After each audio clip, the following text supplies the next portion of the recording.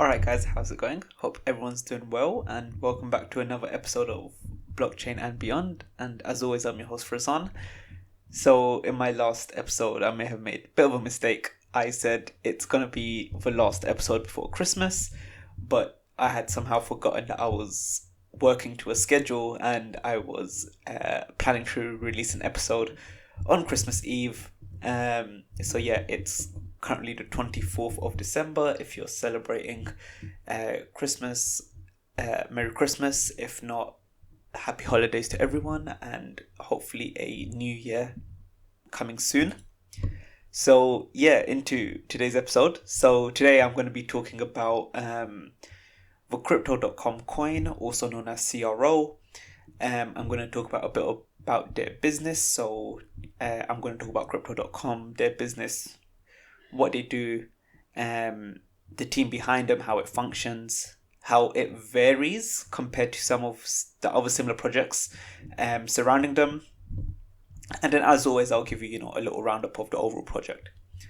So, so before we dive in too deep, there's, I guess, a few terms that we need to clear up. So the first is Crypto.com. This is the centralized exchange where users can buy and sell cryptocurrencies. This is similar to Coinbase, Binance, and other exchanges. They have a mobile platform, so a mobile app. They also have a web-based exchange platform, which I believe is also available on mobile devices now. The next one is Crypto.org, and this is the actual blockchain running on a decentralized system, where applications are developed, published, usable, and this is equivalent, I guess, to Binance Smart Chain. And finally, we have CRO. This stands for Crypto.com coin, and it is the native token of the Crypto.org blockchain. As part of this, CRO has a fixed supply of 100 billion. 70 billion of these were burnt in 2021, leaving 30 billion tokens in circulation or reserved for development grants and network incentives. And before the launch of the Crypto.org blockchain, CRO was traded via Ethereum as an ERC20 token. However, by moving to their own platform, they have a lot more creative control of their ecosystem, as well as managing the governance for their community. So moving on to the team behind them. So the team behind Crypto.com, Crypto.org, and CRO is quite large. So I'll go through some of the key participants. The first one is Chris Marszalek. I hope I said that right. He functions as the CEO. He was the CEO for Ensogo, which was an Australian e-commerce platform, and also the founder for a company called Be Crazy, which offered customers discounts at specific retailers. As the CFO, we have Rafael Mello. He has a great understanding of mobile payments ecosystems in Asia and has led a number of fundraising efforts within Asia, as well as raising funds from institutions such as Fidelity, Goldman Sachs, and BlackRock. We have Jason Lau, who is the Chief Information Security Officer. He has a lot of global exposure to security forums. He's also a professor at some of Asia's leading business schools. He has quite a lot of certifications and has also been voted Cybersecurity Executive of 2020 alongside other awards. We also have Matthew Chan, who is the CTO. He has 15 years of experience in IT strategy and cybersecurity, and was the former CTO of a multinational software company focusing on cybersecurity and compliance. He's also in receipt of a number of industry awards, and has worked with quite a lot of international companies such as RBS, Credit Suisse, Honda, and other companies based in Hong Kong. And listed on their website, there's over 15 other key members of their team, which all work in aspects of the operations, and overall they have quite a well-structured and diverse team which covers all of their needs. So now that we've got an understanding of the team behind them, we can start to talk about the actual projects that they're working on. So first I'll discuss the technology side of CRO, and the crypto.org blockchain, and then we'll discuss some aspects of their business which I find quite interesting. So the crypto.org blockchain follows a delegated proof of stake consensus protocol. So users wishing to operate a validating node can do so with relative ease. It needs some technical know-how. Each validating node also has the option to apply a self stake, which is how much the node itself will stake towards the protocol. What this effectively means is a node with a large self stake can be seen as more reliable, as they have a lot more skin in the game, and it would be in their interest to not act maliciously. But obviously, running a node comes with its operating costs. So to offset these operating costs, node operators can set a performance fee. So this is paid from any rewards that a user may earn from bonding with that node. So as a user, I can choose to bond with a validating node, which means I am also partaking in the staking. And as part of any rewards, a percentage of that will be sent to the validating node as their fee for offering the service. And this system is very transparent, so all nodes must publish a minimum and a maximum performance fee. However, there's some situations where some nodes or people wanting to act maliciously intentionally set a minimum of 0 and a maximum of 100% performance fee to initially draw users in before raising their fees to extreme levels. So the victims of these phenomena are generally new users or those who may not have checked before bonding with a particular node. And obviously, as this is a decentralized system, not much can be done to stop it.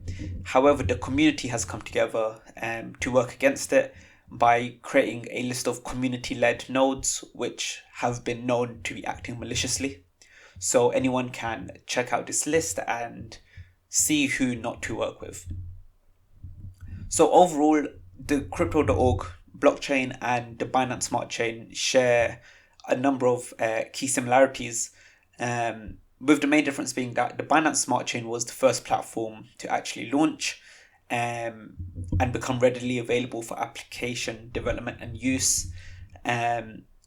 So yeah, both of these companies were kind of launched around the same time, but they've obviously both taken very different steps in terms of their marketing and in terms of their development and growth, which is what makes each of them quite unique in their own right. So now a bit about their business. So crypto.com is an exchange which offers their users Visa debit cards, which is part of their marketing. The key benefit that they're giving to users is up to 8% cashback on most of their spending, and also cashback on popular subscription services such as Spotify and Netflix.